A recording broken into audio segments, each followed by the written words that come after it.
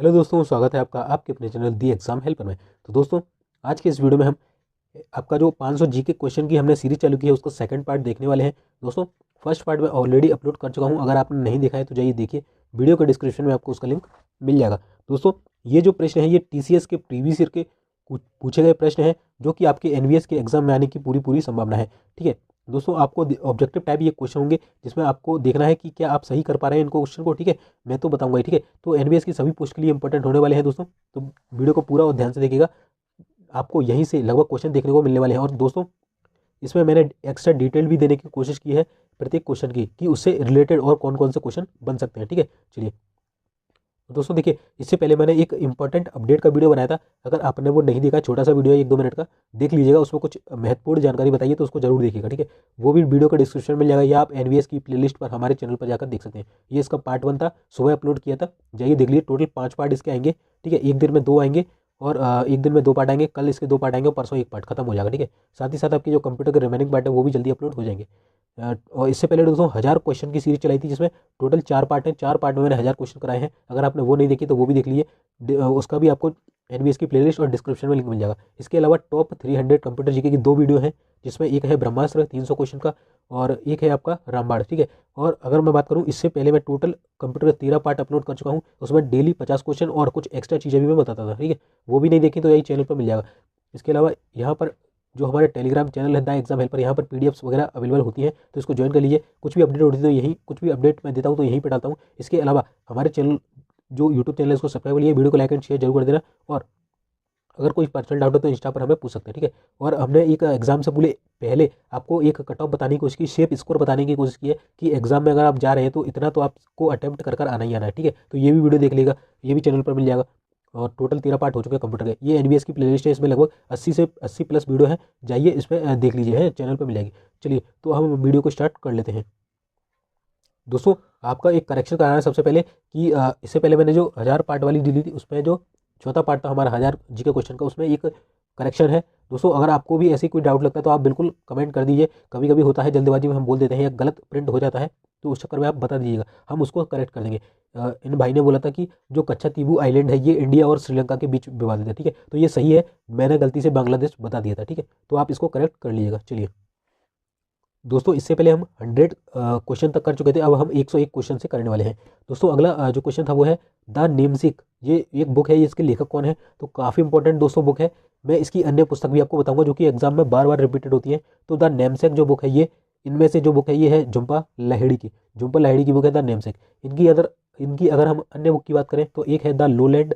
ठीक है, the low land, और एक है आपकी वेयर अबाउट्स। ठीक है, वेयर अबाउट्स। ठीक है, तो दोनों ही ये तीनों ही पुस्तक इनकी बहुत ज़्यादा फेमस है, तो इनको ध्यान में रखिएगा। चलिए, अगला है मोरिंगा ओलिफेरा। ये किस चीज़ का वैज्ञानिक नाम है, तो जो मोरिंगा ओलिफेरा है ये आपका ड्रम स्टिक, जो ड्रम स्टिक होती है आपका, इसका वैज्ञानिक नाम है। अब आप कहेंगे ड्रम स्टिक का होती है, तो चलिए मैं आपको फोटो दिखाता हूँ, फिर आपको समझ में आएगा।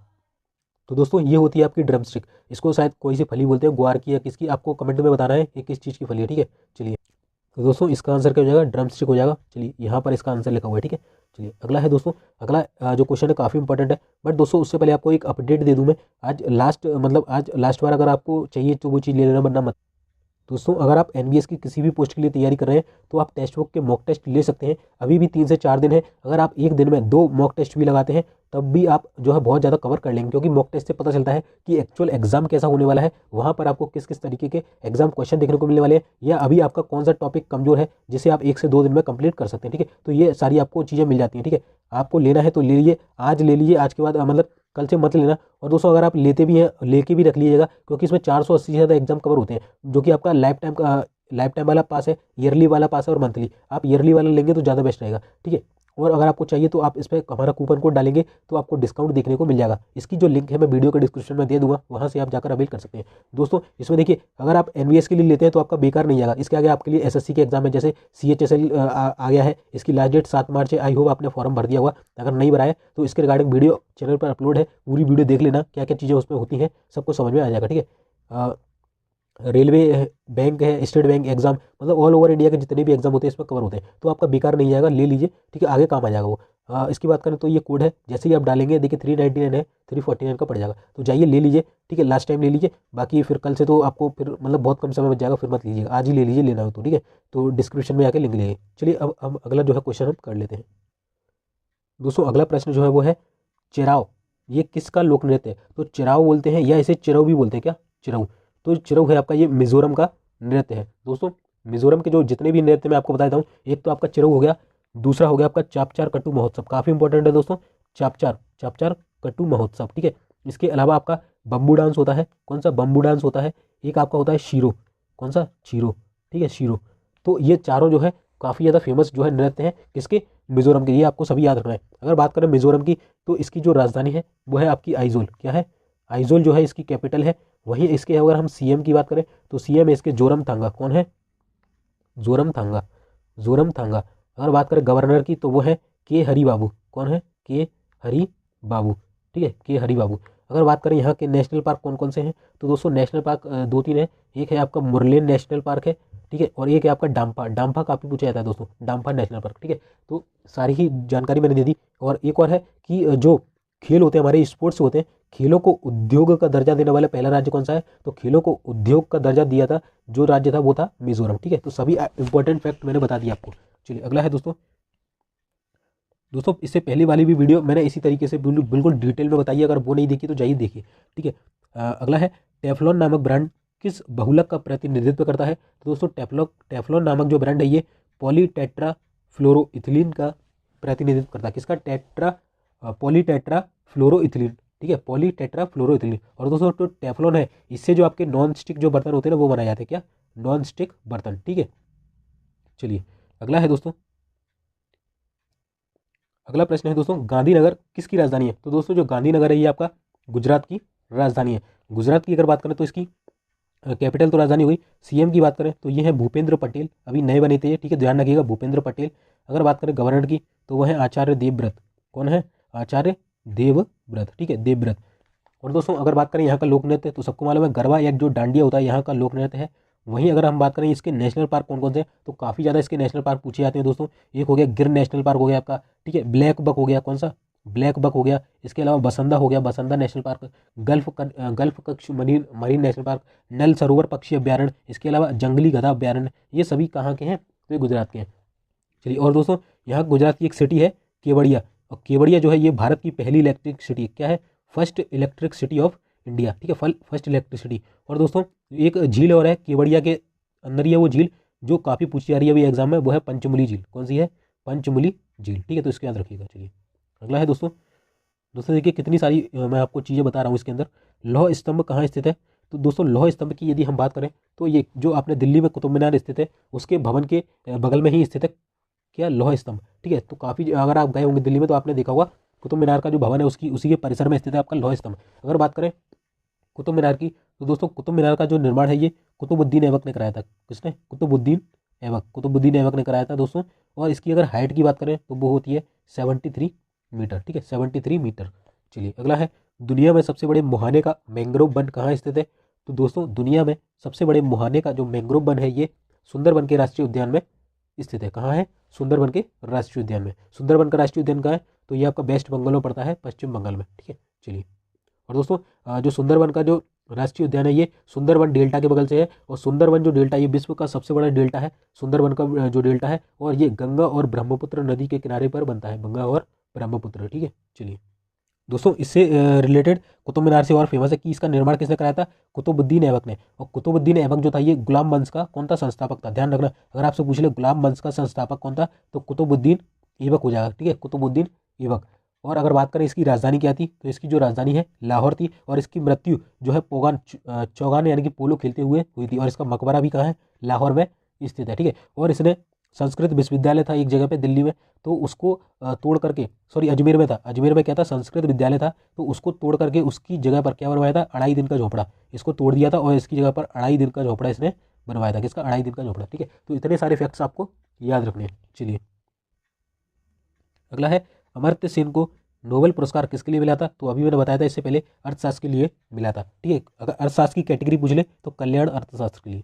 चलिए अगला है एक क्वेश्चन था कि 70 किलोग्राम वाले एक वयस्क पुरुष में 1 मिनट में दोनों गुर्दों के द्वारा एक साथ छानी गई रक्त की मात्रा कितनी होती है। तो दोस्तों ये होती है आपकी 1100 मिलीलीटर। ठीक है, 1100 मिलीलीटर छानी जाती है एक वयस्क पुरुष के द्वारा 70 किलोग्राम वाले। ठीक है, चलिए पौधे की वह कौन सी विशेषता है जो एक द्विदलीय पौधे को एक दलीय पौधे से भेद करने में मदद करती है। तो दोस्तों पौधे की कौन सी विशेषता है जो एक द्विदलीय पौधे को एक दलीय पौधे से पहचान करने में मदद करती है। तो वो है आपकी वेनेशन। ठीक है, वेनेशन विशेषता जो है ये द्विदलीय को एक दलीय से अलग करती है। अगला है उत्परिवर्तन का सिद्धांत यानी कि म्यूटेशन। दोस्तों क्या म्यूटेशन, तो दोस्तों उत्परिवर्तन कह लो या फिर म्यूटेशन कह लो, तो इसका जो सिद्धांत है दोस्तों इसे दिया था ह्यूगो डी राइस ने। ह्यूगो डी राइस या ह्यूगो डी ब्रिज, ठीक है, दोनों में से एक नाम आ सकता है। तो इन्होंने दिया था म्यूटेशन का सिद्धांत। अभी आपका जो कोरोना वायरस है वो क्या कर रहा है, वो म्यूटेट कर रहा है, म्यूटेट यानी कि उत्परिवर्तन कर रहा है। ठीक है, तो काफी इंपॉर्टेंट प्रश्न है दोस्तों। चलिए अगला है भारत के इतिहास में किसके शासनकाल को भारत का स्वर्णिम युग कहा जाता है। तो दोस्तों जो हमारा गुप्त साम्राज्य था इसके समय के काल को भारत का स्वर्णिम युग कहा जाता है। किसके, गुप्त साम्राज्य के। अगला है जापान पर गिराए गए परमाणु बमों के नाम क्या थे। तो दोस्तों जापान पर जो है 2 बम गिराए गए थे। पहला था लिटिल बॉय और दूसरा था फैटमैन। लिटिल बॉय को दोस्तों जो है आपका हिरोशिमा पर गिराया गया था। किस पर, हिरोशिमा पर। कब, 6 अगस्त को। और आपका जो फैटमैन था इसे 9 अगस्त को गिराया गया था, 9 अगस्त को नागासाकी पर, नागासाकी। ठीक है, 1945 में। चलिए अगला है प्लूटो की खोज किसने की थी। तो दोस्तों जो प्लूटो की खोज है ये की थी क्लॉइड टॉम्बेग ने। किसने, क्लाइड टॉम्बो ने। अगला है न्यूटन के गुरुत्वाकर्षण के नियम के अनुसार 2 वस्तुओं के बीच का बल डैश होता है। तो दोस्तों न्यूटन के गुरुत्वाकर्षण नियम के अनुसार 2 वस्तुओं के बीच का बल उनकी द्रव्यमान के गुणज के समानुपातिक होता है। ठीक है, अगला है ध्वनि निम्न माध्यमों में से किस में यात्रा नहीं कर सकती है। तो दोस्तों ध्वनि जो है ये ठोस में यात्रा करती है, द्रव में करती है, गैस में करती है, बट निर्वात में नहीं करती, वैक्यूम में नहीं करती। ठीक है, वैक्यूम में नहीं करती। चलिए और दोस्तों हमारा अगला प्रश्न है गुजरात की संसदीय सीटों यानी कि जो लोकसभा की सीटें हैं गुजरात में उनकी संख्या कितनी है। तो दोस्तों उनकी जो संख्या है वो है 26। लोकसभा की 26 है, राज्यसभा की 11 है और जो विधानसभा की सीट है वो है 182। और इसके पहले सीएम वगैरह में बता चुका हूँ। ठीक है, चलिए 2 स्टेट्स जो बुक है इसके लेखक कौन है। तो दोस्तों काफ़ी फेमस बुक है 2 स्टेट, इसकी मूवी भी आई थी आपने देखी होगी। तो इसके जो लेखक है वो है चेतन भगत। दोस्तों चेतन भगत की जो बुक है वो काफ़ी ज़्यादा पूछी जाती है। इनकी जो अन्य बुक है दैट इज़ 1 इंडियन गर्ल जो कि लेटेस्ट है अभी, 1 इंडियन गर्ल। ठीक है, और एक है आपकी 1 अरेंज्ड मर्डर, 1 अरेंज्ड मर्डर। ठीक है, तो ये इनकी कुछ फेमस बुक है। चलिए अगला है न्यू मोरे द्वीप कहाँ पर है। तो दोस्तों जो न्यू मोरे द्वीप है आपका ये बंगाल की खाड़ी में स्थित है। अगला है दोस्तों जाड़ों में चेन्नई जो शहर है, चेन्नई क्या है, तो तमिलनाडु की कैपिटल है, अभी बताया था मैंने। तो जाड़ों में चेन्नई शहर में किस कारण से वर्षा होती है। तो दोस्तों जो जाड़ों में चेन्नई में वर्षा होती है वो होती है उत्तर पूर्वी मानसून से। किससे होती है, उत्तर पूर्वी मानसून से। चलिए अगला है सियोल डैश की राजधानी है। तो सियोल किसकी राजधानी है दोस्तों। तो दोस्तों जो सियोल है ये आपकी दक्षिण कोरिया की राजधानी यानी कि साउथ कोरिया की राजधानी है। अगर हम यहाँ की करेंसी की बात करें तो वो है वॉन। क्या है, वॉन। चलिए अगला है दोस्तों सिंधु घाटी सभ्यता डैश। सिंधु घाटी जो सभ्यता है एक डैश युग की सभ्यता है। तो दोस्तों जो सिंधु घाटी सभ्यता है इसे कांस्य युगीन सभ्यता कहा जाता है। कौन सी, कांस्य युगीन सभ्यता। ठीक है, चलिए अगला है दोस्तों अकबर ने मियाँ का शीर्षक किसे दिया था। तो दोस्तों जो अकबर है इन्होंने जो मियाँ का शीर्षक दिया था वो दिया था तानसेन को। जो तानसेन थे इन्होंने, अकबर ने उनको मियाँ का शीर्षक दिया था। चलिए दोस्तों अब हम थोड़ी बात कर लेते हैं कि जो अकबर ये तानसेन कौन थे। तो जो अकबर के नवरत्न थे उसमें शामिल थे आपके तानसेन और ये सब भी उसी में शामिल थे। ठीक है, बात करें हम जो आपका तानसेन था इसकी बात करें तो देखिए इनका जन्म ग्वालियर में हुआ था। ठीक है, काफ़ी इंपॉर्टेंट है दोस्तों, अभी काफ़ी लेटेस्ट क्वेश्चन बन रहे हैं तानसेन से। ठीक है, ग्वालियर में हुआ था और इनके जो बचपन का नाम था वो था रामतनु पांडे या तन्ना मिश्र। क्या था, तन्ना मिश्र। ठीक है, तन्ना मिश्र ये इनके नाम थे।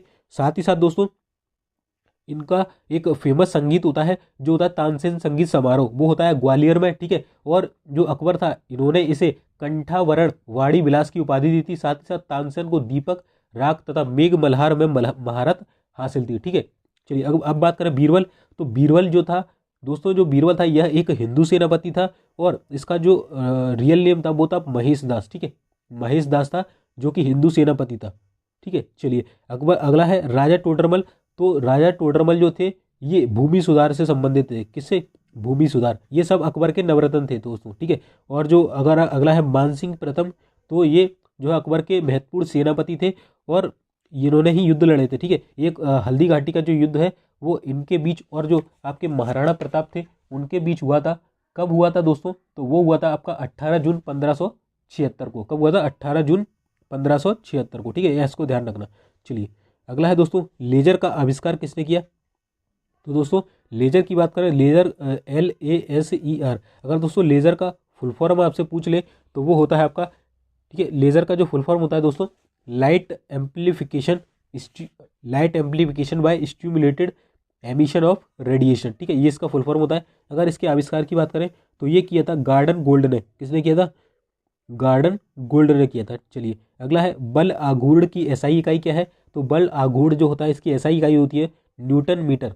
न्यूटन मीटर जो है इसकी बल आघूर्ण की SI इकाई होती है।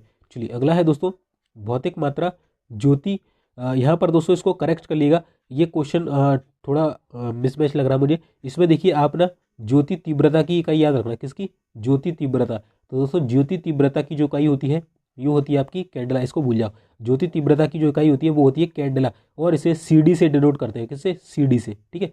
चलिए अगला है दोस्तों भारतीय संविधान का अनुच्छेद 21 जीवन और व्यक्तिगत स्वतंत्रता का संरक्षण, ये किससे संबंधित है? तो भारतीय जो संविधान का अनुच्छेद यानी कि आर्टिकल 21 है ये जीवन और व्यक्तिगत स्वतंत्रता का संरक्षण है। ये किससे संबंधित है यानी कि किस के अंतर्गत जो है ये आता है? तो दोस्तों ये जो है आपका जो आपके भारत के मौलिक अधिकार है उसके अंतर्गत आता है। चलिए मैं थोड़ा आपको डिटेल में बता देता हूँ दोस्तों। अगर हम संविधान के भाग की बात करें तो देखिए भाग 1 में, किसमें? भाग 1 की बात करें, भाग 1 में क्या है?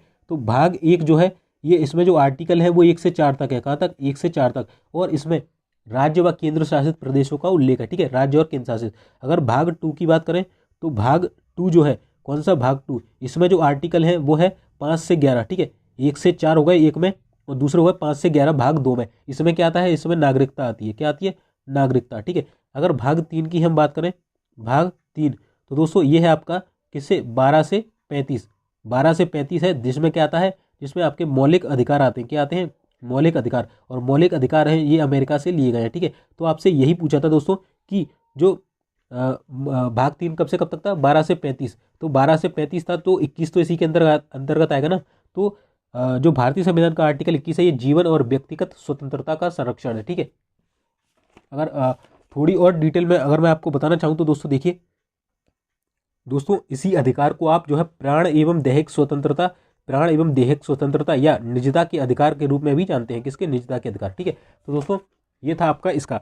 अगर बात करें केंद्र सरकार का जो भाग 4, भाग 3 बता दिया मैंने। राज्य के जो नीति निर्देशक तत्व है ये भाग 4 में आते हैं और ये 12 से 35 तीसरा था, ये आता है आपका 36 से 51। इसके बाद भाग 5 आता है। भाग 5 में आती है आपकी केंद्र सरकार जो कि आती है 52 से दोस्तों 151 तक। कितनी आती है दोस्तों? 52 से 151 तक जो है आपका ये भाग आता है जो केंद्र सरकार वाला है। इसके बाद जो राज्य सरकार है दोस्तों ये आता है भाग 6 में। भाग 6 में जो कि आता है आपका 152 से 237, ठीक है। तो सभी मैंने आपको बता दी, नोट कर लेना। चलिए अगला है दोस्तों देखिए इसका आंसर था भारतीय नागरिक के मौलिक अधिकार। दोस्तों देखिए अगला क्वेश्चन इसी से रिलेटेड है कि भारतीय संविधान का अनुच्छेद 211 जिसमें विधानमंडल पर चर्चा पर प्रतिबंध है ये किससे संबंधित है? तो दोस्तों 211 किसके अंतर्गत आएगा? देखिए केंद्र सरकार भाग 5 था। भाग 5 था किससे? 52 से 151, ठीक है। तो 151 से तो ये ऊपर है तो भाग 6 में आएगा। 6 में था राज्य सरकार। भाग 6 में था राज्य सरकार जो कि 152 से 237। तो देखिए इसी के अंतर्गत ये आ रहा है, ठीक है। तो किससे हो जाएगा? राज्य सरकार से रिलेटेड हो जाएगा, जिस पर 211 जो है इसमें था विधान जो मंडल होता है उसमें चर्चा पर प्रतिबंध रहेगा। बाकी मैं बता ही चुका हूँ। चलिए अगला है ऑस्ट्रेलियन क्रिकेट टीम की जो कैप होती है उसका रंग क्या होता है? तो दोस्तों उसका रंग होता है हरा, ग्रीन, बॉगी ग्रीन करके आता है, ठीक है। चलिए अगला है the secret of the Nagas के लेखक कौन है? तो दोस्तों the secret of the Nagas जो बुक है इसके जो लेखक है वो है अमीश त्रिपाठी। अमीश त्रिपाठी की अन्य फेमस बुक है जैसे कि सीता द मिथिला वॉरियर, ठीक है ना। इस तरीके से मतलब जितनी भी आपकी जो धर्म करके एक धर्मा बुक है, ठीक है। तो ये जितनी भी मतलब आपकी जो शिव जी से रिलेटेड हो गई या किसी धर्म से रिलेटेड हो गई, तो उनके जो फेमस लेखक है वो है आपके अमीश त्रिपाठी। ठीक है, the secret of the Nagas किसकी है? अमीश त्रिपाठी की। चलिए अगला है, सांची में स्थित, सांची कहाँ है? तो सांची मध्य प्रदेश में है। सांची में स्थित बौद्ध स्मारकों का निर्माण किसने करवाया था? तो दोस्तों सांची में स्थित बौद्ध स्मारकों का जो निर्माण है ये अशोक ने करवाया था। किसने? अशोक ने। और अशोक किस वंश से था? तो ये मौर्य वंश से था, मौर्य वंश। तो आपसे इसमें वंश पूछा गया किसने करवाया था, तो दोस्तों क्या हो जाएगा? मौर्य राजवंश। ठीक है, चलिए मौर्य राजवंश इसका आंसर हो जाएगा। अगला है दोस्तों, भारत देश के किस राज्य में महिला साक्षरता जो दर है न्यूनतम है? तो इसको ये इसमें मत जाइएगा, जो सही आंसर है वो है बिहार, जो कि है 51.5। ठीक है, जो महिला साक्षरता दर न्यूनतम है वो बिहार में है। ठीक है, ओवरऑल अगर न्यूनतम देखें तो वो भी बिहार में ही है। ठीक है, चलिए अगला है, निम्न में से कौन सा एक हीमोग्लोबिन का एक प्राथमिक कार्य है? तो दोस्तों जो हीमोग्लोबिन का प्राथमिक कार्य होता है वो होता है ऑक्सीजन का वहन करना, यानी कि ऑक्सीजन का वहन करना, ऑक्सीजन का फ्लो करना बॉडी के अंदर। चलिए अगला है दोस्तों, 2011 की जनगणना के अनुसार सबसे अधिक निरक्षरता वाला राज्य कौन सा है? तो अभी मैंने बताया था बिहार सबसे निरक्षरता वाला राज्य है। ठीक है, इसकी जो रेट है वो है 61.8%। कितनी है? 61.8% जो है इसकी रेट हो जाएगी। और न्यूनतम महिला भी यही है, पुरुष भी यही है। चलिए अगला है दोस्तों, सेरिया लेसर टाइडी ये किसका वैज्ञानिक नाम है? तो सोरिया लेसर टाइडी जो है ये छिपकली का वैज्ञानिक नाम है। किसका हो जाएगा? छिपकली का वैज्ञानिक नाम है सोरिया लेसर टाइडी। ठीक है, इसके पहले हमने देखा था ड्रम स्टिक का। ठीक है, वो भी आप देख लेना। मैग्सेसे पुरस्कार जीतने वाले पहले भारतीय कौन थे? तो दोस्तों जो रेमन मैग्सेसे पुरस्कार है इसे एशिया का नोबल भी बोला जाता है। क्या बोला जाता है? एशिया का नोबल अवार्ड। ठीक है, एशिया का नोबल। तो ये पाने वाले जो पहले व्यक्ति थे, और ये पत्रकारिता के क्षेत्र में दिया जाता है, तो ये जो पाने वाले थे ये थे विनोबा भावे। कौन थे? विनोबा भावे। चलिए अगला है, डैश बलों की एक ऐसी जोड़ी है जो परिमाण में बराबर, विपरीत दिशा में निर्देशित और सीधी दूरी या श्रेणों में विस्थापित रहती है। तो कौन से बलों की जोड़ी है? तो युगल, युगल बलों की एक ऐसी जोड़ी जो परिमाण में बराबर, विपरीत दिशा में निर्देशित और सीधी दूरी या श्रेणों से विस्थापित रहती है। ठीक है, चलिए अगला है दोस्तों, गरीबी की रेखा के नीचे निर्वाह करने वाली जनसंख्या का प्रतिशत किस राज्य से अधिकतम है? तो गरीबी रेखा से नीचे निर्वाह करने वाली जनसंख्या का जो प्रतिशत है ये आपका उड़ीसा राज्य में सबसे अधिक है। उड़ीसा में सबसे ज़्यादा गरीबी देखी जाती है। ठीक है, चलिए अगला हो जाएगा, चापचार कटु। अभी मैंने बताया था जब आपको चिराऊ पढ़ाया था मैंने, चिराऊ। ठीक है, तब मैंने बताया था कि जो चापचार कटु है, बम्बू महोत्सव है, ठीक है, ये सब कहाँ के हैं? तो ये मिजोरम के हैं। ठीक है, चलिए, और इसके सीएम वगैरह भी बता चुका हूँ ऑलरेडी। अगला है दोस्तों, देश की कुल जनसंख्या का कितना प्रतिशत जो है उत्तर प्रदेश में रहता है? तो दोस्तों देश की जनसंख्या का मैंने अभी इससे पहले फर्स्ट पार्ट कराया था, उसमें बताया था कि जो लगभग 19.98 करोड़, लगभग 20 करोड़ जो जनसंख्या है पूरे भारत की वो उत्तर प्रदेश में निवास करती है। और टोटल भी मैंने आपको बता रखा है 121.08 करोड़ पूरे विश्व की जनसंख्या है, मतलब पूरे भारत की जनसंख्या है। तो अब आपको निकालना है उत्तर प्रदेश में प्रतिशत कितना है। तो देखिए जो 20 है ये अपन लमसम ले लेते हैं अप्रॉक्स, 120 का कितना होगा? तो हमने काटा कितना जाएगा? 1/6, और 1/6 को हम 16 सही 2/3 लिखते हैं, तो लगभग लगभग 16.49 यहाँ पर निकल कर आ रहा है। ठीक है, तो यही इसका आंसर हो जाएगा। ठीक है, तो आपसे इस तरीके से भी क्वेश्चन पूछ सकता है। चलिए अगला है, सांची में स्थित बौद्ध स्मारकों का निर्माण किसने कराया? तो अभी बताया था मौर्य राजवंश ने कराया। निम्न में से कौन सा हीमोग्लोबिन का एक प्राथमिक कार्य है? तो अभी बताया था ऑक्सीजन का जो परिवहन करना है ये होता है। अगला है, जापान पर गिराए गए परमाणु बमों के क्या नाम थे? तो इससे पहले मैंने बताया था लिटिल बॉय और फैटमैन। लिटिल बॉय को 6 अगस्त को गिराया गया था हिरोशिमा पर, और इसको 9 अगस्त को गिराया गया था नागासाकी पर। चलिए अगला है, 2011 की जनगणना के अनुसार सबसे अधिक निरक्षरता वाला राज्य, शायद मुझे लग रहा है दोस्तों ये क्वेश्चन जो है रिपीट हो गए आपके कुछ क्वेश्चन, तो चलिए इनको देख लेते हैं एक बार। तो सबसे ज़्यादा निरक्षरता कहाँ है? बिहार में है। इसके अलावा सोरिया लेसर टाइडी किसका वैज्ञानिक नाम था? तो हमने देखा था छिपकली का जो है वैज्ञानिक नाम था। चलिए अगला है, मैग्सेसे पुरस्कार भी हमने देखा, किसे पहले भारतीय कौन थे? विनोबा भावे। और कौन से बलों की जोड़ी ऐसी है जो परिमाण में बराबर होती है, विपरीत दिशा में निर्देशित, सीधी दूरी श्रेणों से विस्थापित रहती है?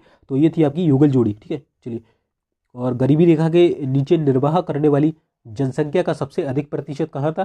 तो ये उड़ीसा में था। और चापचार कटु कहाँ का है? तो मिजोरम का। ये शायद क्वेश्चन दोस्तों रिपीट हो गए। चलिए हम देख लेते हैं, उत्तर प्रदेश वाला भी रिपीट हो गया, देखिए 16 पॉइंट वाला। चलिए अब यहाँ से शायद नया है, कुछ गलती हो गई होगी दोस्तों इसमें टाइप करते में। चलिए अगला है कि हल्दी घाटी का युद्ध कब लड़ा गया? तो अभी मैंने बताया था जब आपको तानसेन के बारे में बताया था, तो हल्दी घाटी का जो युद्ध है दोस्तों ये 18 जून, कब? 18 जून 1576। कब दोस्तों? 18 जून 1576 को दोस्तों जो है आपका हल्दी घाटी का युद्ध लड़ा गया था। काफ़ी भयानक युद्ध था और ये अकबर के जो सेनापति थे, अकबर के सेनापति थे मानसिंह, ठीक है। अकबर की तरफ से मानसिंह लड़े थे और दूसरी साइड से कौन थे, महाराणा प्रताप। कौन थे, महाराणा प्रताप, ठीक है। तो ये ध्यान रखना कब लड़ा गया था, 1576 में। डेट याद रखना, 18 जून भी पूछता है आपसे। चलिए अगला है, 2011 की जनगणना के अनुसार किस राज्य में जनसंख्या घनत्व अधिकतम है। तो अभी मैंने बताया था कि जो भारत का जनसंख्या घनत्व है दोस्तों वो कितना है, तो वो है आपका 342। कितना था दोस्तों, 382। तो जो ओवरऑल इंडिया के जनसंख्या घनत्व की हम बात करें तो वो था आपका 382। कितना था, 382। अगर बिहार की बात करें तो वो था आपका 1106, यानी कि सबसे ज़्यादा जनसंख्या घनत्व यही है, ठीक है। अगर इसके बाद बात करें तो इसके बाद वेस्ट बंगाल आता है बिहार के बाद, जिसका है 1028, ठीक है। चलिए अगला है, एस्पिरिन का आविष्कार किसने किया था। तो दोस्तों एस्पिरिन का जो आविष्कार है ये आपके किया था फेलिक्स हॉफमैन ने। किसने किया था, फेलिक्स हॉफमैन जो है इन्होंने आपका एस्पिरिन का आविष्कार किया था।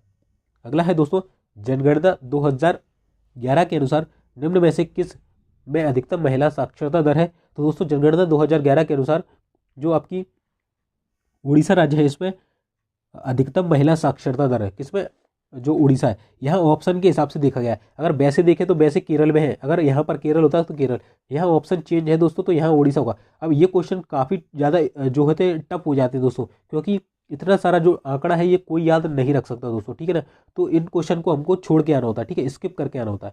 चलिए अगला है, भारत में सबसे ज़्यादा जनसंख्या केंद्र वाला प्रदेश कौन सा है। तो यानी कि ऐसा केंद्र शासित प्रदेश जिसमें सबसे ज़्यादा जनसंख्या होती है तो वो है आपका दिल्ली, ठीक है, दिल्ली। और सबसे कम कौन सा है, लक्षद्वीप। कौन सा है, लक्षद्वीप। चलिए अगला है, भौतिक मात्रा चुंबकीय प्रवाह घनत्व की इकाई क्या है। तो दोस्तों चुंबकीय प्रवाह घनत्व की जो इकाई है ये होती है टेस्ला। चलिए अगला है, मूर्ति देवी साहित्य पुरस्कार शुरू करने वाला कौन है। तो मूर्ति देवी जो साहित्य पुरस्कार शुरू किया था ये किया था भारतीय ज्ञानपीठ ट्रस्ट के द्वारा। चलिए अगला है, निम्नलिखित में से किसको कम से कम 2 बार नोबेल मिला था। तो ये तो मैं पहले भी बता चुका हूँ 2-3 बार कि जो मैडम क्यूरी है इनको 2 बार जो है नोबेल अवार्ड मिल चुका है, ठीक है। काफ़ी इंपॉर्टेंट दोस्तों प्रश्न है।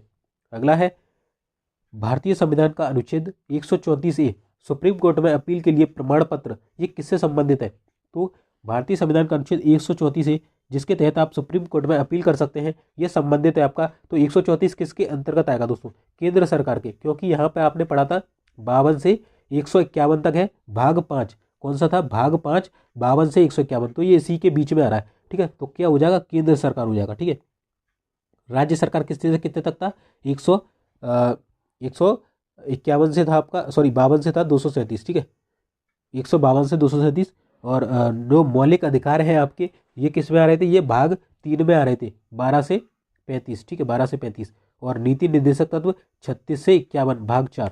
चलिए दोस्तों काफ़ी इंपॉर्टेंट पूछा जाता है ये किस भाग में कौन सी चीज़ है और कौन सा आर्टिकल किस चीज़ के लिए बना है, ठीक है। अगला है, द्रोणाचार्य पुरस्कार किस क्षेत्र में दिया जाता है। तो दोस्तों 3 आपको पुरस्कार कराने वाला हूँ। सबसे पहले है आपका अर्जुन अवार्ड। अर्जुन अवार्ड की स्थापना हुई थी 1961 में और ये खिलाड़ियों को दिया जाता है, ठीक है, खिलाड़ियों को। और अगर बात करें इसके बाद आता है द्रोणाचार्य। द्रोणाचार्य की स्थापना ये जो शिक्षक होते हैं ना जो खिलाड़ियों को ट्रेनिंग देते हैं उसको दिया जाता है। तो ये इसकी स्थापना हुई थी सन 1985 में। और इसके बाद आता है दोस्तों आपका मेजर ध्यानचंद्र या राजीव गांधी कह ले तो आप इसका नाम बदल के मेजर ध्यानचंद्र कर दिया है। तो इसकी स्टार्टिंग हुई थी 1951 से 92, ठीक है, 1991 से 92 के बीच, ठीक है। तो ये दिया जाता है किसको, शिक्षकों को। तो खेलकूद के उत्कर्ष प्रशिक्षण हेतु ये दिया जाता है, ठीक है। चलिए अगला है दोस्तों अगला प्रश्न है, निम्न में से किसको नोबेल पुरस्कार नहीं मिला है। तो दोस्तों सीवी रमन को मिल चुका है। इन्हें सन 1928, एक सेकंड दोस्तों मैं बता देता हूँ। हाँ दोस्तों इन्हें देखिए 1928 में इन्होंने रमन प्रभाव की खोज की थी, रमन प्रभाव की खोज। और इन्हीं के उपलक्ष्य में 28 जो फरवरी है ना, 28 फरवरी इसको विज्ञान दिवस मनाया था। कौन सा, राष्ट्रीय विज्ञान दिवस इसी के उपलक्ष्य में मनाया था। और इन्हें सन 1930 में नोबेल अवार्ड मिला था, ठीक है, रमन प्रभाव के लिए, ठीक है। अगर बात करें जो होमी जहांगीर बाबा हैं इन्हें नहीं मिला है, ठीक है, इन्हें नहीं मिला है। और ये भारत में परमाणु के जनक माने जाते हैं, होमी जहांगीर बाबा। ठीक है, अगर रविंद्रनाथ टैगोर की बात करें तो इन्हें मिल चुका है, इन्हें मिला था सन 1913 में। इनकी एक बुक थी गीतांजलि। ठीक है, गीतांजलि के लिए मिला था साहित्य के क्षेत्र में। चलिए, और इसके अलावा जो मदर टेरेसा हैं इनको भी मिल चुका है। ठीक है, मदर टेरेसा को, चलिए, इनको शांति के लिए मिला था मदर टेरेसा को। अगला है, गुलजार ने फिल्म स्लम डॉग मिलियनेयर के लिए किस श्रेणी में ऑस्कर जीता था? तो दोस्तों एक गाना आया था, आपने सुना होगा, शामे शामे जिंदे सामे यारे के तले है आजा गारी वारी आने दीने, ऐसे ही कुछ था ना, मेरे को याद नहीं आ रहा अभी। तो आपने वो गाना सुना था ना, तो वो ऑस्कर जीता था उसने। ठीक है, तो ये था सर्वश्रेष्ठ मौलिक गाना, इसके लिए जो है स्लम डॉग मिलियनेयर में जो है ऑस्कर अवार्ड जीता गया था। ठीक है, चलिए, अगला है, 2011 की जनगणना के अनुसार किस एक राज्य की महिला साक्षरता दर जो न्यूनतम थी? तो दोस्तों यहाँ पर बिहार की थी, इसमें कुछ गलत जो है डाटा यहाँ पर दे रखा है, ये आंसर सही नहीं होगा। ठीक है, बिहार की आप मानिएगा। अगला है, समबहनी मंडल डैश में अनुपस्थित रहते हैं? तो दोस्तों जो समबहनी मंडल है ये आपके ब्रायोफाइटा में उपस्थित रहते हैं। किसमें? ब्रायोफाइटा में। ये साइंस का क्वेश्चन है। चलिए, अगला है दोस्तों, इकबाल सम्मान जो है मध्य प्रदेश सरकार के द्वारा दिया जाता है, तो ये किसके लिए दिया जाता है? तो दोस्तों इकबाल सम्मान जो है, इकबाल नाम से ही आ रहा है कोई मुसलमान टाइप का, तो रचनात्मक उर्दू लेखन के लिए दिया जाता है। दोस्तों किसके लिए? रचनात्मक उर्दू लेखन के लिए। चलिए, अगला है दोस्तों, रसायन शास्त्र में साबुन डैश का लवण है? तो दोस्तों जो केमिस्ट्री होती है उसमें जो साबुन है आपका वसा एसिड का लवण होता है। किसका? वसा एसिड का लवण होता है। ठीक है, अगला है दोस्तों, 2011 की जनगणना के अनुसार किस राज्य की महिला साक्षरता सर्वोच्च थी? तो दोस्तों वैसे तो ये केरल की थी। अब देखिए उसने क्वेश्चन कितना टफ बना दिया। अब आपको ये ऑप्शन है, मतलब इतने सारे राज्यों की आपको जो है महिला साक्षरता दर जो है ज्ञात करना पड़ती। सोचिए अब, तो अगर इन ऑप्शन आए तो हिमाचल प्रदेश इसका आंसर होगा। ठीक है, तो मतलब किस तरीके से देखिए दोस्तों क्वेश्चन को कठिन बनाने की कोशिश की जाती है। ये पूरे एसएससी के क्वेश्चन है दोस्तों, जो कि टीसीएस पूछती है कंपनी। ठीक है, चलिए, और यही क्वेश्चन आपको एनवीएस में दिखने वाले हैं दोस्तों। वीडियो अच्छा लगा वीडियो को लाइक करना, चैनल पर नए हैं चैनल को सब्सक्राइब करके बेल का बटन दबा देना, क्योंकि हमारे द्वारा आपको एनवीएस की ऑथेंटिक और सही जानकारी दी जाती है। चलिए, अगला है दोस्तों, इनमें से कौन सा एक ऑपरेटिंग सिस्टम नहीं है? तो दोस्तों आपका जो एंड्रॉयड है ये आपका ऑपरेटिंग सिस्टम है। iOS जो एप्पल के लिए यूज़ होता है ये है, और एक आपका सिम्बियन मैंने बताया था जब आपको कंप्यूटर बनाया था, तो ये नोकिया के लिए यूज़ होता है। बाकी HTML क्या है? तो ये एक वेब लैंग्वेज है। ठीक है, HTML hyper text markup language. ठीक है, तो आंसर हो जाएगा HTML। चलिए, अगला है, 2011 की जनगणना के अनुसार भारत की नगरीय जनसंख्या देश की कुल जनसंख्या की कितनी प्रतिशत है? तो दोस्तों देश की जो देखिए हमारे जो ओवरऑल जो जनसंख्या वो 121.08 करोड़ है, उसमें नगर की जनसंख्या कितनी है? तो वो है 27.78 करोड़, और बाकी आपकी ग्रामीण हो जाएगी। चलिए, अगला है, कौन सा राज्य है जिसमें उत्तर पूर्वी मानसून से वर्षा होती है? तो दोस्तों जो आपका पश्चिम बंगाल है, इसमें उत्तर पूर्वी मानसून से वर्षा होती है। अगला है दोस्तों, 2011 की जनगणना के अनुसार किस एक संघ राज्य की आबादी न्यूनतम है? तो मैंने बताया था जो लक्षद्वीप है इसकी जो आबादी है न्यूनतम है, बाकी जो दिल्ली है उसकी सबसे अधिकतम है, अगर केंद्र शासित प्रदेशों की बात करें। अगला है, किस प्रकार का रोगजनक जल जनित बीमारी यानी कि सार्स, जो कि अभी काफ़ी चल रहा है, जो आपका कोविड-19 है उसमें भी यही चीज़ मौजूद है, सार्स। ठीक है, सार्स कोव 2 आपने नाम सुना होगा। जो कोविड-19 था इसको सार्स कोव 2 नाम दिया गया था, सार्स कोव 2। ठीक है, इस तरीके से इसका नाम था। तो दोस्तों यहाँ पूछा गया है कि किस प्रकार का रोगजनक जल जनित बीमारी सार्स यानी कि सीवियर एक्यूट रेस्पिरेटरी सिंड्रोम का कारण बनता है? तो वायरस बनता है। क्या बनता है? वायरस। तो जैसे कोरोना क्या है? आपका एक वायरस है। ठीक है, तो इस तरीके से ये वायरस बनता है। ठीक है, आई होप आप समझ गए होंगे। अगला है, निम्न राज्यों में से किस में सर्वोच्च लिंग असमानता है? यानी कि जो लिंगानुपात है वो भारत की अगर बात करें तो वो कितना था दोस्तों? वो था आपका 943। भारत का जो लिंगानुपात था वो इतना था। सर्वाधिक किसका था? तो वो केरल का था। कितना था? 1084। ठीक है, 1084। इसके बाद कौन सा था? तमिलनाडु था, जो कि 996 था। कितना था? 996। अगर हम बात करें कि न्यूनतम किसका है, यानी कि न्यूनतम जो है हरियाणा का है। कितना था? 879। कितना था? 879 जो है ये हरियाणा का था। चलिए, अगला है, निम्नलिखित में से कौन सा एक प्रत्यक्ष कर यानी कि डायरेक्ट टैक्स है? तो दोस्तों डायरेक्ट टैक्स जो होता है वो मतलब आपके द्वारा डायरेक्ट दिया जाएगा सरकार को। तो दोस्तों कौन सा हो जाएगा? जो संपत्ति कर है ये डायरेक्ट टैक्स है, ये आप खुद जाके ऑफिस में से भर के आते हैं, तो दैट इज डायरेक्ट टैक्स। उत्पाद शुल्क आप नहीं देते हैं, आप कोई प्रोडक्ट खरीदते हैं तो आप डायरेक्ट सरकार को नहीं दे रहे, आप किसको, दुकानदार को दे रहे हैं, ठीक है। सीमा शुल्क भी आप डायरेक्ट नहीं देते, वो आप टोल वाले को देते हो, टोल वाले से फिर सरकार लेती है, ठीक है। सेवा कर सर्विस वाला भी नहीं देते, सर्विस आप होटल में जाते हो, होटल वाले को देते हो, होटल वाले से सरकार लेती है, ठीक है। बट संपत्ति कर डायरेक्ट आपसे सरकार ले रही है, ठीक है, इस तरीके से। चलिए अगला है दोस्तों, 2011 की जनगणना के अनुसार निम्नलिखित में से किस एक में अन्य तीन की अपेक्षा निम्नतम जनसंख्या घनत्व है। यानी कि 4 ऑप्शन है और मतलब 4 में से जो सबसे कम जनसंख्या घनत्व है वो किसका है। तो दोस्तों मैं बता दूं, जो मिजोरम है इसका सबसे कम है, इसका लगभग है 57। सबसे कम पूछ ले तो वो है आपका अरुणाचल प्रदेश का, किसका, अरुणाचल प्रदेश का कितना था, 17। और उसके बाद आता है मिजोरम का 57, ठीक है। और उसके बाद फिर बढ़ते जाता है, ठीक है। सबसे कम इसका है, सेकंड नंबर पर जो कम है वो है मिजोरम का। तो आपसे यही पूछा गया था क्वेश्चन में। अगला है, महानदी के तट पर कौन सा शहर स्थित है। तो दोस्तों जो महानदी है मैंने बताया था, जो महानदी है ये उड़ीसा में स्थित है, कहाँ, उड़ीसा में। और इस पर भारत का सबसे बड़ा बांध जो कि हीराकुंड बांध है वो बना हुआ है, कौन सा, हीराकुंड, ठीक है, ध्यान रखिएगा, हीराकुंड बांध। और दोस्तों ये इसके जो किनारे पर एक शहर है दैट इज कटक, कटक उड़ीसा में स्थित है, ठीक है। चलिए, और जो राष्ट्रीय चावल अनुसंधान केंद्र है, क्या, ध्यान रखिएगा, काफी इंपॉर्टेंट है, राष्ट्रीय चावल रिसर्च सेंटर, ठीक है, रिसर्च सेंटर, तो वो कहाँ है, वो अभी आपका कटक में है, ठीक है, ध्यान रखिएगा। चलिए, और अंतर्राष्ट्रीय पूछ ले, अंतर्राष्ट्रीय चावल अनुसंधान केंद्र, तो वो हो जाएगा फिलीपींस मनीला, फिलीपींस मनीला, ठीक है। सभी फैक्ट मैंने बता दी क्योंकि यहाँ से क्वेश्चन बनता ही बनता है, ठीक है। चलिए अगला है, वर्ष 2011 की जनगणना के अनुसार न्यूनतम जनसंख्या घनत्व वाला राज्य कौन सा है। तो मैंने अभी बताया था अरुणाचल प्रदेश सबसे न्यूनतम है क्योंकि इसकी 17 है, और उससे ऊपर कौन सा है, मिजोरम, उसका है 57, ठीक है। चलिए अगला है, वर्ष 1498 में, तो वर्ष 1498 में भारत की खोज किसने की थी, बेसिकली ये क्वेश्चन है। तो भारत की खोज एक पुर्तगाली शासक था that is Vasco da Gama, कौन था, बास्को डी गामा, ठीक है। तो बास्को डी गामा आंसर हो जाएगा, पुर्तगाली शासक था, 1498 में खोज की थी भारत की, ठीक है। अगला नेक्स्ट प्रश्न है दोस्तों, किस राज्य में स्त्री पुरुष अनुपात 1000 से ज्यादा है। तो दोस्तों अभी मैंने बताया था जो केरल है इसका जो लिंगानुपात है वो कितना है, 1084, ठीक है। तो ये इससे अधिक है। इसके बाद था 996 जो कि तमिलनाडु का था, तो ये तो 1000 से कम हो जाएगा।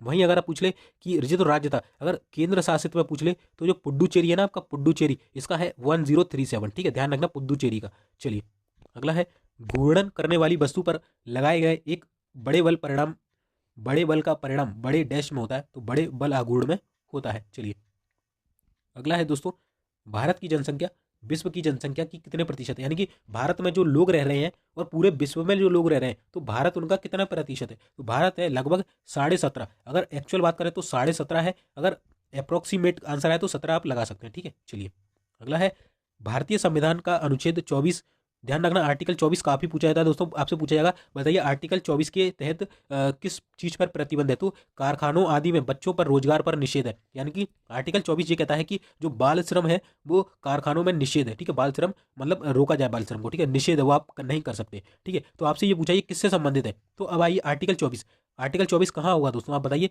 तो ये 12 से 35 के बीच में आएगा, 12 से 35, और 12 से 35 अभी मैंने बताया ये भाग 3 में आता है। भाग 3 में क्या है, मौलिक अधिकार।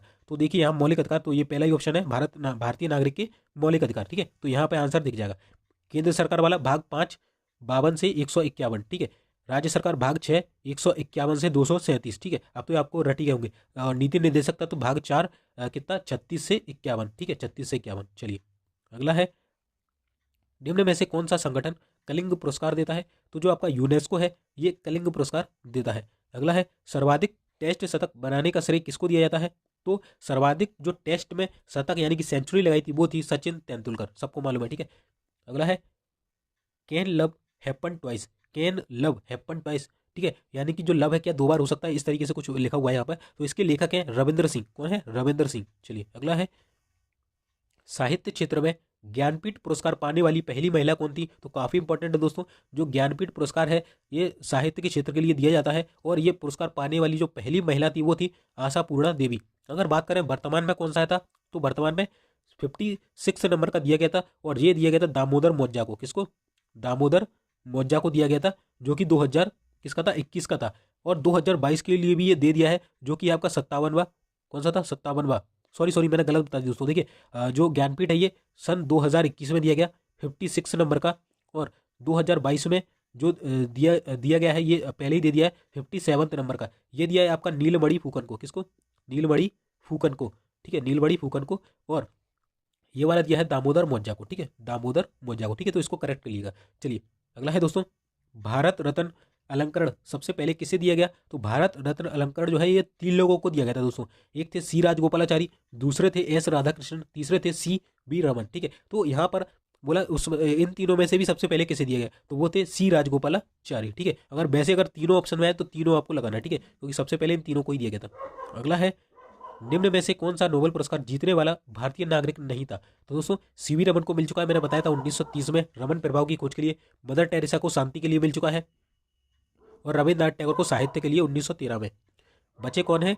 एस सुब्रमण्यम चंद्रशेखर, इन्हें नहीं मिला है, ठीक है। चलिए दोस्तों नेक्स्ट प्रश्न है, जब पानी बरसता है तब मेंढक बोलते हैं, इस वाक्य में जब पानी बरसता है वो है क्या है? तो दोस्तों जब पानी बरसेगा तभी तो मेंढक बोलेंगे ना, यानी मेंढक क्या करेंगे? क्रिया करेंगे, बोलने की क्रिया। तो ये क्या है? जब पानी बरसेगा तब वो बोलेंगे, यानी कि क्रिया की विशेषता बतला रहा है। तो क्या हो जाएगा? ये हो जाएगा आपका क्रिया विशेषण उपवाक्य। क्या हो जाएगा? क्रिया विशेषण उपवाक्य। ये आपसे हिंदी में पूछा जा सकता है, ठीक है।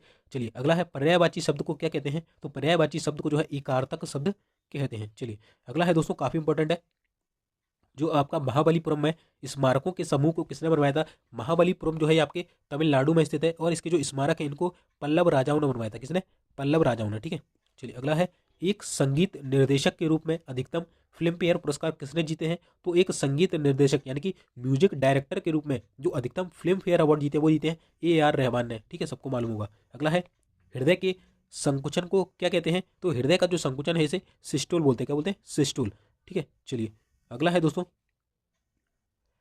आजादी रास्ता इंडिका, आजादी रास्ता इंडिका निम्नलिखित में से किसका वनस्पति का नाम है? तो आजादी रास्ता इंडिका जो है ये आपके नीम के पेड़ का नाम है, ठीक है, साइंटिफिक नेम। चलिए अगला है, निम्नलिखित में से कौन सा कार्बोहाइड्रेट के पाचन का प्रमुख अंत उत्पाद होता है? यानी कि कोई भी आपने कार्बोहाइड्रेट खाया तो उसका जो अंत में जो उत्पाद बनेगा पचने के बाद वो क्या होता है? तो वो होता है आपका ग्लूकोज, यानी कि कार्बोहाइड्रेट से क्या मिलता है? आपको एनर्जी मिलती है, ठीक है, ग्लूकोज मिलता है। चलिए अगला है, निम्नलिखित तत्वों में से किसका गलनांक सबसे कम है? तो देखिए आपको इनके बारे में मालूम होना चाहिए तभी आप बता सकेंगे। इसके लिए आपको पूरी पीरियोडिक टेबल जो है वो रटी हुई होनी चाहिए, तभी आप बता सकेंगे, ठीक है, वरना नहीं बता पाएंगे। तो अगर ये ऑप्शन यही क्वेश्चन सेम आए तो आर्गन इसका आंसर हो जाएगा।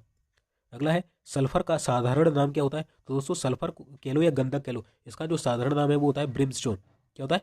ब्रिमस्टोन होता है साधारण नाम। अगला है, HTML का विस्तारित नाम क्या होता है? सबको मालूम है, हाइपर टेक्स्ट मार्कअप लैंग्वेज। अगला है, काला घोड़ा उत्सव किस शहर में आयोजित होता है? तो ये मुंबई में आयोजित होता है, महाराष्ट्र में। कहाँ? महाराष्ट्र में आयोजित होता है, मुंबई में काला घोड़ा महोत्सव, काफी फेमस है दोस्तों। अगला है, निम्नलिखित में से किस राज्य ने सर्वप्रथम पंचायती राज अपनाया था? तो दोस्तों ये था राजस्थान। 2 अक्टूबर 1959 को भारत में पंचायती राज्य को लागू किया गया था, 1959, ठीक है, राजस्थान के नागौर शहर से। किसके? राजस्थान के नागौर शहर से, ठीक है, ध्यान रखिएगा। चलिए दोस्तों यहाँ पर हमारे 200 क्वेश्चन कंप्लीट होते हैं, और सेकंड पार्ट भी यही कंप्लीट होता है, और थर्ड और फोर्थ पार्ट आपको इसका कल मिल जाएगा। तो वीडियो को बने रहिएगा, चैनल को जो है सब्सक्राइब करिएगा दोस्तों। वीडियो अच्छी लगी वीडियो को लाइक करना, चैनल पर नए चैनल को सब्सक्राइब करिए, बेल का बटन दबा देना। चलिए बाकी मिलते हैं फिर नेक्स्ट वीडियो में, तब तक जय हिंद, जय भारत।